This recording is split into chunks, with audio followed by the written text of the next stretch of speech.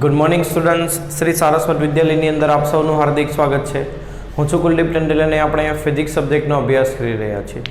Chapter number 9ની અંદર આપણે 9.5 સુધી ગણતરી કરી હતી. હવે સ્વાધ્યાયનો દાખલો 9.6 થી આગળ ગણતરી વધારીએ. દાખલો નંબર 9.6.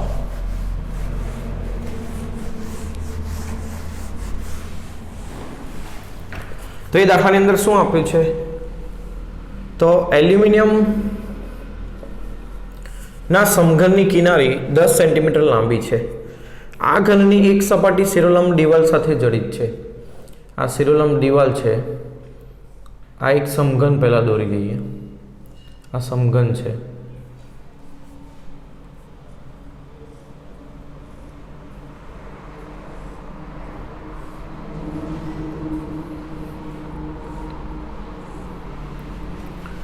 તેની એક કિનારી એટલે એક સપાટી આ દિવાલ સાથે જડિત છે. એટલે આ દિવાલ સાથે જડિત છે આ સપાટી.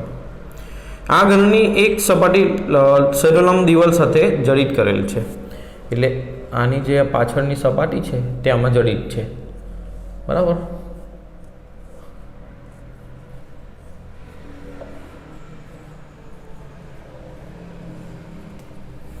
ચાલો આગળ. તેની વિરુદ્ધ તરફની સપાટીએ 100 કિલોગ્રામ દળ જોડવામાં આવે છે. અહીંયા આગળ કેટલું દળ જોડવાનું? 100 કિલોગ્રામ. એલ્યુમિનિયમનો આકાર મોડ્યુલસ, એનો આકાર મોડ્યુલસ જી કેટલો છે? 25 ગીગા પાસ્કલ. એટલે 25 × 10⁹ પાસ્કલ. તો આ સપાટીનું સિરોલમ દિશામાં વિસ્થાપન. અહીં બળ લગાવશું તો આ સપાટી આ રીતે નીચે આવશે.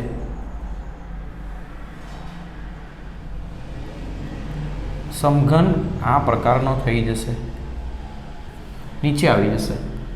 તો સિરોલમ દિશામાં કેટલી નીચે આવી? આ ડેલ્ટા એક્સ આપણે શોધવાનું છે. અને આ છે એનું આકાર વિરૂપણ, આકારમાં વિકૃતિ થીટા. હવે આ છે એની બાજુની લંબાઈ જે આપણને ઓલરેડી આપી રાખી છે, એલ કેટલી છે? 10 સેન્ટીમીટર. તો ચાલો, આકાર સ્થિતિસ્થાપકતાંક બરાબર આકાર પ્રતિબળ ભાગ્યા આકાર વિકૃતિ. આકાર પ્રતિબળ બળ ભાગ્યા ક્ષેત્રફળ, અને આકાર વિકૃતિ એ આપણે થીટા લખીએ. અને થીટા બરાબર આપણે લખતા હોઈએ tan થીટા, અને tan થીટા બરાબર થાય સામેની બાજુ ભાગ્યા પાસેની બાજુ, એટલે ડેલ્ટા એક્સ ભાગ્યા એચ. તો આ થશે એફ એચ. અહીં એચની જગ્યા ઉપર લંબાઈ એલ લખી છે, એટલે F into L divide by A delta X આ થશે. તો ડેલ્ટા એક્સ આપણે શોધવાનું છે. કેટલું થશે? FL divide by AG. F બળ કેટલું લગાવવામાં આવે છે? તો અહીં બળ લાગશે એમજી બળ, એટલે એમજી એલ ડિવાઇડ બાય ક્ષેત્રફળ. આ સપાટીનું ક્ષેત્રફળ, આ સમઘનની સપાટીનું ક્ષેત્રફળ. સમઘનની સપાટી ચોરસ હશે તો એનું ક્ષેત્રફળ થશે લંબાઈનો વર્ગ ઇન્ટુ જી. તો એક લંબાઈ કેન્સલ, તો ડેલ્ટા એક્સ બરાબર થશે એમજી ડિવાઇડ બાય એલજી. એમની કિંમત 100 કિલોગ્રામ, જી 9.8 ભાગ્યા લંબાઈ કેટલી આપે છે? 10 સેન્ટીમીટર એટલે 0.1 મીટર, અને આ જી છે 25 × 10⁹. તો આની કેલ્ક્યુલેટરમાં કરીએ. 100 ભાગ્યા 25 એટલે 25 × 4 104 થશે.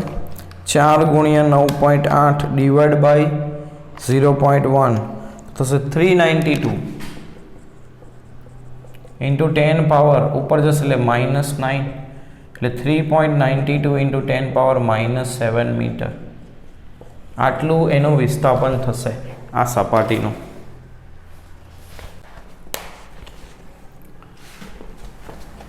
નેક્સ્ટ દાખલો સોલ્વ કરીએ. 9.7.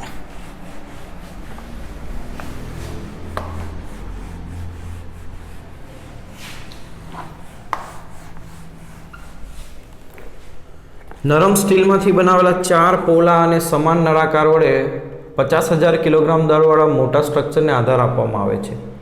એટલે એવા 4 નળાકાર છે, પોલા નળાકાર આ રીતે, જેના ઉપર 50,000 કિલોગ્રામ દળવાળા સ્ટ્રક્ચરને આધાર આપવામાં આવે છે એટલે એના પર વજન કેટલું આવશે mg. દરેક નળાકારની અંદર ને બહારની ત્રિજ્યાઓ, અંદરની ત્રિજ્યા ri is equal to 30 centimetre એટલે 0.3 મીટર અને બહારની ત્રિજ્યા એ 60 સેન્ટીમીટર એટલે 0.6 મીટર છે. તો આ નળાકારનું ક્ષેત્રફળ આડછેદનું કેટલું થશે?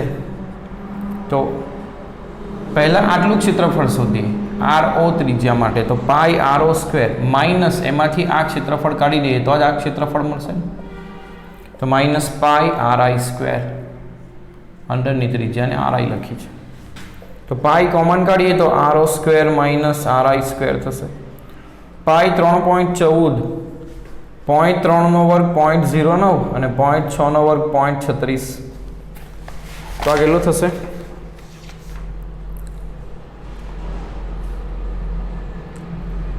ro સ્ક્વેર ઊંધું લખ્યું છે મેં, 0.36 અહીંયા આવશે અને ri સ્ક્વેર એટલે 0.09 અહીંયા આવશે. 0.036 માઇનસ 0.09 ઇન્ટુ 3.14, તો એ થશે 0.8478. તો ક્ષેત્રફળ થશે 0.85 મીટર સ્ક્વેર. ભાર વહેંચણી સમાન રીતે થાય છે એટલે 4 જગ્યાએ ભાર વહેંચાય છે, તો એક સ્તંભ પર લાગતું બળ કેટલું થશે?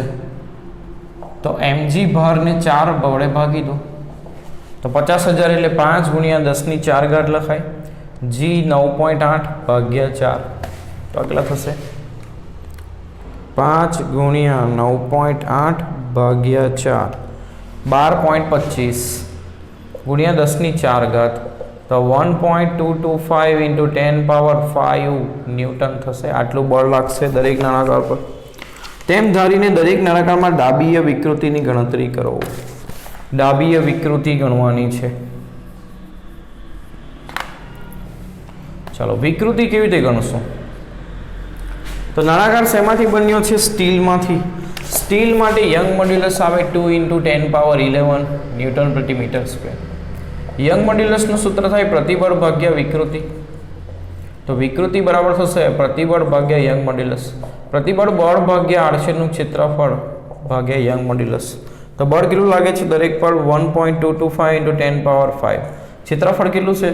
0.85 અને યંગ મોડ્યુલસ 2 × 10⁻11, તો 1.225 ડિવાઇડ બાય 0.85 ડિવાઇડ બાય 2, જવાબ થશે 0.72 ઇન્ટુ 10 પાવર 5 - 11 એટલે -6, તો 7.2 ઇન્ટુ 10 પાવર -7 આટલી વિકૃતિ આવશે. વિકૃતિને કોઈ એકમ હોતો નથી.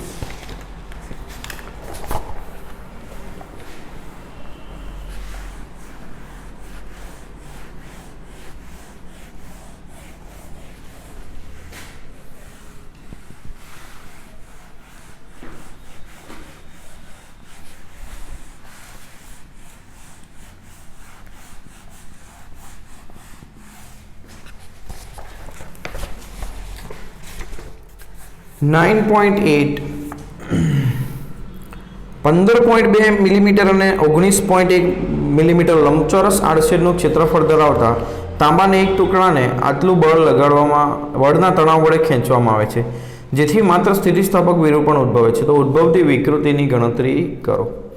ફરી પાછું તાંબાનો ટુકડો છે. શેનો ટુકડો છે? તાંબાનો. તો તાંબા માટે પહેલાં યંગ મોડ્યુલસ ખબર હોવી જોઈએ. તો તાંબા માટે યંગ મોડ્યુલસ શોધીએ તો એ આપણું છે 120 × 10⁹. ટેબલમાંથી લેવું પડશે કારણ કે અહીંયા એક કિંમત આપી નથી. તો એ થશે 1.2 × 10⁻11 ન્યૂટન પ્રતિ મીટર સ્ક્વેર. એનું આડછેદનું ક્ષેત્રફળ કેટલું થશે? તો લંબચોરસ માટે ક્ષેત્રફળ થાય લંબાઈ ગુણ્યા પહોળાઈ, તો 15.2 × 19.1, તે થશે 290.32 મિલીમીટર સ્ક્વેર. તો 2.9 લખીએ તો 10⁵ લખાય અને મિલીમીટર એટલે 10⁻³ એનો વર્ગ એટલે 10⁻⁶. તો તો 2.9 ઇન્ટુ 10 પાવર -4 ઘાત મીટર સ્ક્વેર આટલું એનું ક્ષેત્રફળ થશે. એના પર લાગતું બળ કેટલું છે તો ડાયરેક્ટ આપે છે 44500. એને 4.45 ઇન્ટુ 10 પાવર 4 લખી શકીએ. તો હવે એમાં ઉદ્ભવતી વિકૃતિ ગણવાની છે. તો યંગ મોડ્યુલસ બરાબર પ્રતિબળ ભાગ્યા વિકૃતિ, તો વિકૃતિ બરાબર પ્રતિબળ ભાગ્યા યંગ મોડ્યુલસ. પ્રતિબળ બળ ભાગ્યા ક્ષેત્રફળ. કિંમતો મૂકીએ 4.45 ઇન્ટુ 10 પાવર 4. ક્ષેત્રફળ થશે 2.9 ઇન્ટુ 10 પાવર -4.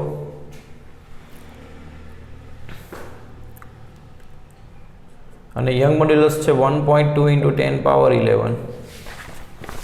તો 4.45 ડિવાઇડ બાય 2.9 ડિવાઇડ બાય 1.2 કરીએ તો જવાબ થશે 1.278. 1.278 ઇન્ટુ 10 પાવર 11 - 4 એટલે 7 થશે. 7 ઉપર જશે તો 4 - 7 એટલે -3. આટલી વિકૃતિ આવશે. એનો કોઈ એકમ નહીં હોતો વિકૃતિનો. નેક્સ્ટ ગણતરી કરી.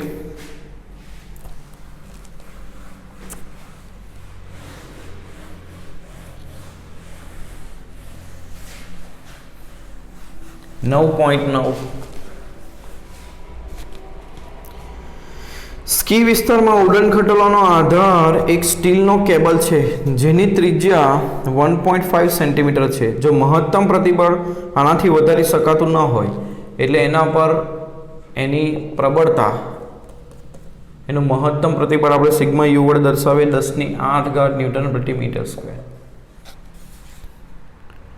સ્થિતિસ્થાપક પ્રબળતા 10⁸ મહત્તમ પ્રતિબળ અને એની ત્રિજ્યા આપી છે 1.5 સેન્ટીમીટર. તો એના પરથી એ તારનું આડછેદનું ક્ષેત્રફળ શું થશે? વર્તુળાકાર ભાગનું ક્ષેત્રફળ πr² થાય. તો એ થશે πr². પાઈ 3.14 r² એટલે 1.5² અને સેન્ટીમીટરનો વર્ગ એટલે -4 તો આ ગણતરી કરીએ તો 3.14 ઇન્ટુ 1.5 ઇન્ટુ 1.5 તો જવાબ થશે 7.065 ઇન્ટુ 10 પાવર -4 મીટર સ્ક્વેર. આ એનું ક્ષેત્રફળ થયું. તો મહત્તમ ભાર કેટલો રાખી શકાય, આના પર મહત્તમ કેટલું વજન લગાવી શકીએ એમ એ શોધવાનું છે. તો એના પર લાગતું બળ કેટલું હશે ભારના કારણે mg. હવે પ્રતિબળ બરાબર બળ ભાગ્યા વિકૃતિ થાય. બળ કેટલું લગાવીએ mg ભાગ્યા a. હવે પ્રતિબળ જો મહત્તમ લઈએ તો બળ પણ મહત્તમ લેવું પડશે.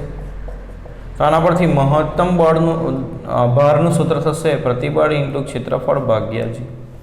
પ્રતિબળ 10⁸, ક્ષેત્રફળ 7.065 ઇન્ટુ 10 પાવર -4 અને g 9.8. તો 7.065 ડિવાઇડ બાય 9.8 તો થશે 0.72 ઇન્ટુ 10 પાવર 4 એટલે 7200 કિલોગ્રામ આટલું વજન મહત્તમ ભાર તમે એના ઉપર લગાવી શકો. નેક્સ્ટ ગણતરી કરીએ.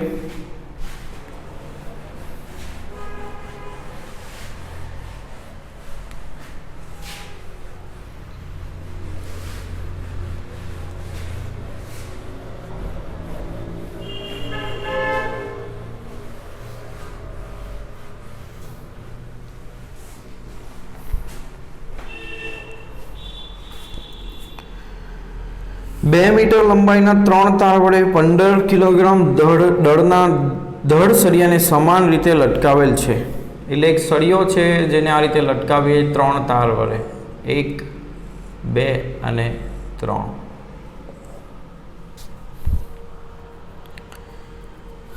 લંબાઈ બધા તારની સરખી છે. કેટલી છે? 2 મીટર અને વજન કેટલું લગાવ્યું છે? 15 કિલોગ્રામ. 3 પૈકી છેડાના 2 તાર તાંબાના અને એટલે આ 2 છેડાના તાર તાંબાના છે અને વચ્ચેનો તાર લોખંડનો છે. તો ત્રણેય તાર સમાન તણાવ અનુભવતા હોય તો તેમના વ્યાસનો ગુણોત્તર. ત્રણેય તાર સમાન તણાવ અનુભવે એટલે તેમની લંબાઈમાં વધારો પણ સમાન થશે. એમની લંબાઈમાં વધારો સમાન થાય એ લોજિકનો ઉપયોગ કરીએ એટલે ΔL લોખંડની અંદર અને ΔL તાંબાની અંદર એ સરખું થશે. હવે બંનેના યંગ મોડ્યુલસ આપણને ખબર હોવા જોઈએ. તો તાંબુ માટે તો અત્યારે જ આપણે લીધું. યંગ મોડ્યુલસ એ તાંબા માટે થાય છે 1.2 × 10⁹ ન્યૂટન પ્રતિ મીટર સ્ક્વેર અને યંગ મોડ્યુલસ લોખંડ માટે હોય છે 1.9 × 10⁹ ન્યૂટન પ્રતિ મીટર સ્ક્વેર. હવે યંગ મોડ્યુલસનું સૂત્ર શું આવે? યંગ મોડ્યુલસ બરાબર પ્રતિબળ ભાગ્યા વિકૃતિ. પ્રતિબળ શું થશે? તો બળ ભાગ્યા ક્ષેત્રફળ અને વિકૃતિ ડેલ્ટા એલ બાય એલ, એટલે આ સૂત્ર થાય. તો આના પરથી ડેલ્ટા એલ બરાબર શું લખાય? FL divide by AY. તો લોખંડની લંબાઈમાં થતો વધારો બળ F જે બંને પર સરખું લાગે છે, લંબાઈ L બંનેની સરખી છે, આડછેદનું ક્ષેત્રફળ. હવે ક્ષેત્રફળ નથી આપ્યું પણ આપણને કોનો ગુણોત્તર પૂછ્યો છે? તો વ્યાસનું ગુણોત્તર, એટલે ક્ષેત્રફળને πr² લખીએ અને r બરાબર d/2 મૂકીએ તો FL ડિવાઇડ બાય પાઈ. ચાલો એની ગણતરી થોડી વ્યવસ્થિત કરીએ, નહીં તો તમે ગૂંચવાઈ જશો. યંગ મોડ્યુલસ બરાબર FL divide by A delta L. ક્ષેત્રફળને આપણે મૂકીએ πr², r બરાબર મૂકીએ વ્યાસ ભાગ્યા 2. તો આ જે 2 નો વર્ગ છે એ 4 થશે, ઉપર જશે એટલે 4FL divide by πd² × delta L થશે. આ યંગ મોડ્યુલસનું સૂત્ર. આના ઉપરથી ડેલ્ટા એલ બરાબર શું થશે? તો 4FL ડિવાઇડ બાય y/d², આ થશે. હવે યંગ મોડ્યુલસ લંબાઈમાં થતો વધારો એ લોખંડ માટે અને તાંબા માટે સરખો છે. તો 4FL ભાગ્યા y લોખંડ πd લોખંડ². 4FL, F અને L સરખું કેમ લખ્યું? પણ કારણ કે બંને ઉપર વજન સરખું છે, mg બંને તારો પર. y તાંબુ πd તાંબુ². તો 4FL કેન્સલ, પાઈ કેન્સલ, તો y તાંબુ, અહીંયા y તાંબા એને અહીંયા લાવી, આ બધું કેન્સલ, આ પણ કેન્સલ, અને અહીંયા લાવી અને અહીંયા લઈ જઈએ. y તાંબા ડિવાઇડ બાય d તાંબુ square is equal to y લોખંડ × d લોખંડ². હવે આપણે ગુણોત્તર શોધવાનો છે. કોને પહેલા જોઈ લઈએ?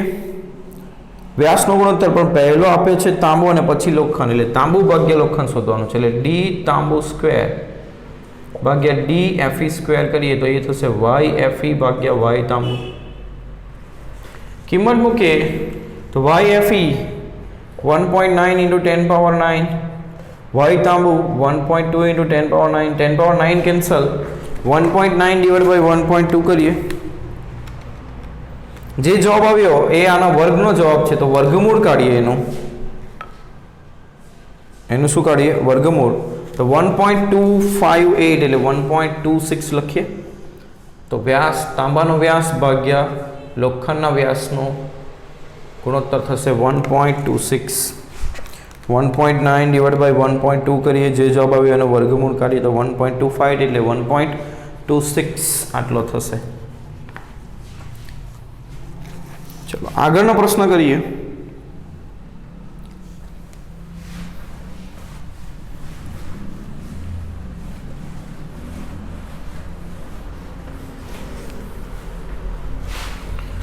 આમાં માહિતી આપણે કોઠા ઉપરથી લેવાની છે, ધ્યાનમાં રાખજો.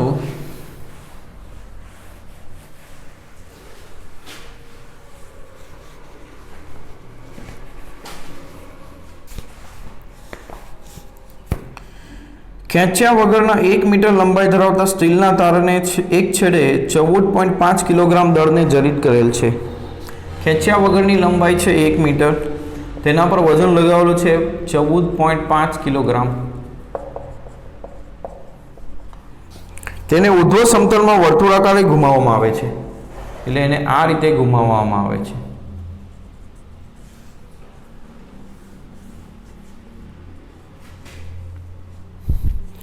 વર્તુળ માર્ગમાં નીચેના બિંદુએ તેની કોણીય ઝડપ, અહીંયા આગળ તેની કોણીય ઝડપ છે કેટલી? 2 પરિભ્રમણ પ્રતિ સેકન્ડ. તો એક પરિભ્રમણ બરાબર કેટલા થાય? 2 પાઈ રેડિયન, એટલે 2 પાઈ રેડિયન પ્રતિ સેકન્ડ લખીએ તો 4 પાઈ રેડિયન પ્રતિ સેકન્ડ આ એની કોણીય ઝડપ આવશે.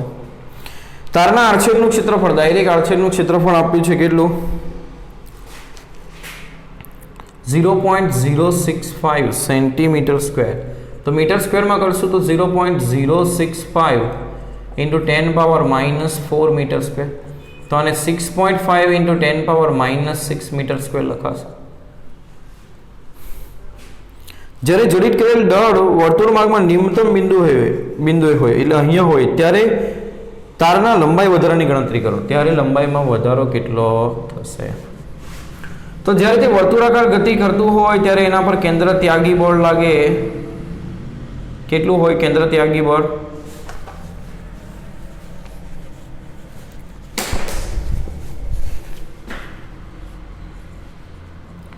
ઉર્ધ્વ સમતલમાં આ રીતે વર્તુળાકાર ગતિ કરે, નીચેની દિશામાં વર્તુળના કેન્દ્રથી દૂર કેન્દ્ર ત્યાગી બળ હોય કેટલું? mv²/r.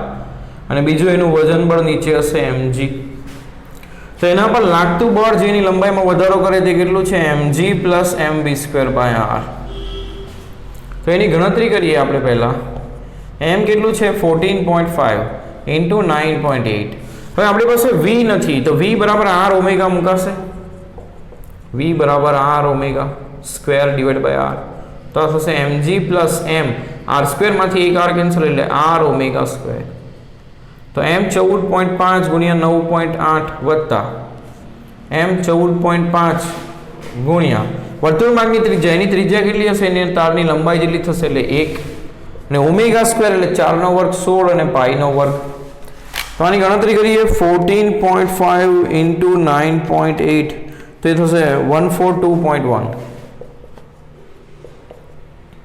Plus 14.5 into 16 into 3.14 into 3.14 અને એમાં ઉમેરી દઈએ 2287.4 એમાં ઉમેરી દઈએ 142.1 તો એ થશે 2429.5 ન્યૂટન.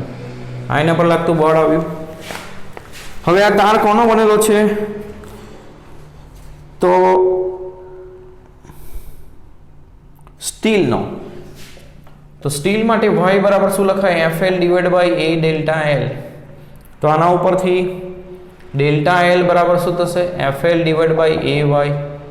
એના પર લાગતું બળ આપણે ગણ્યું 2429.5. એની લંબાઈ 1 મીટર, આડછેદનું ક્ષેત્રફળ 6.5 ઇન્ટુ 10 પાવર -6 અને યંગ મોડ્યુલસ સ્ટીલનું હોય છે 2 into 10 power 11. 2429.5 divide by 6.5 divide by 2 તો જવાબ થશે 186.88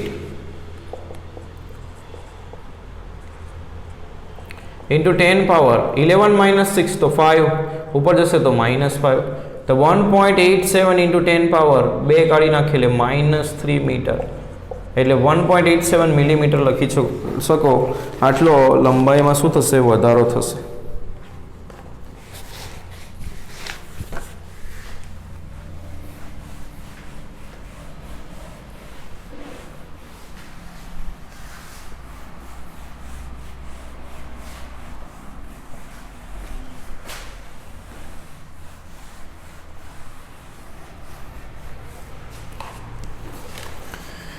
નેક્સ્ટ નીચે આપેલ માહિતી પરથી બલ્ક મોડ્યુલસની ગણતરી કરો. પ્રારંભિક કદ, શરૂઆતનું કદ 100 લિટર, દબાણમાં વધારો ડેલ્ટા પી અથવા તો પી વડે દર્શાવીએ એને 100 એટમોસ્ફિયર અને 1 એટમોસ્ફિયર બરાબર થશે 1.013 ઇન્ટુ 10 પાવર 5 પાસ્કલ. તો આ થશે 1.013 ઇન્ટુ 10 પાવર 7 પાસ્કલ. અંતિમ કદ 100.5 લિટર. પાણી અને હવાના બલ્ક મોડ્યુલસની તુલના કરો અચળ તાપમાને. આ ગુણોત્તર શા માટે મોટો છે તે સરળ શબ્દમાં સમજાવો. ચલો ચલો પહેલા માહિતી પરથી પાણી માટે બલ્ક મોડ્યુલસ ગણીએ તો કદમાં થતો ફેરફાર કેટલો આવશે? અંતિમ માઇનસ પ્રારંભિક, તો 100.5 માઇનસ 100 એટલે કેટલું થશે? 0.5 લીટર. હવે બલ્ક મોડ્યુલસનું સૂત્ર એનું મૂલ્ય લખીએ તો P divide by delta V by V થશે. તો દબાણ 1.013 into 10 power 7, કદમાં થતો ફેરફાર ડેલ્ટા 0.5 લીટર અને પ્રારંભિક કદ 100 લીટર. લીટર લીટર કેન્સલ, 100 ઉપર જશે એટલે 1.013 into 10 power 7 અને બીજી 2 ઘાત એટલે 9 ઘાત થશે ડિવાઇડ બાય 0.5. તો 1.013 ડિવાઇડ બાય 0.5 થશે 2.026 એટલે 2.03 લખીએ ગુણ્યા 10⁹ ઘાત. આ થયું પાસ્કલ, આટલા પાસ્કલ એટલે 2.03 ગીગા પાસ્કલ લખી શકીએ. આ પાણીનું બલ્ક મોડ્યુલસ છે.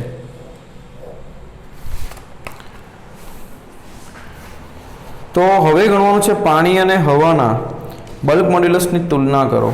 હવાનો બલ્ક મોડ્યુલસ આપણે કોઠામાંથી લેવો પડશે.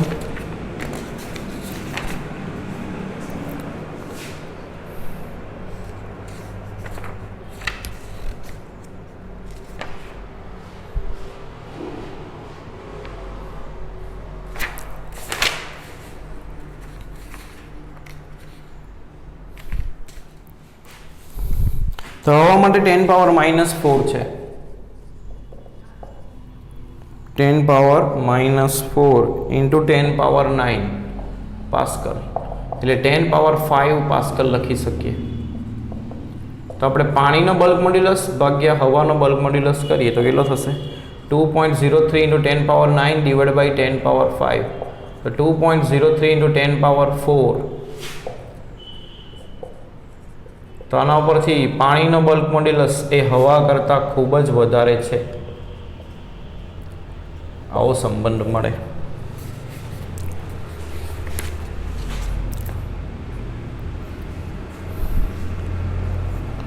ચલો નેક્સ્ટ 9.13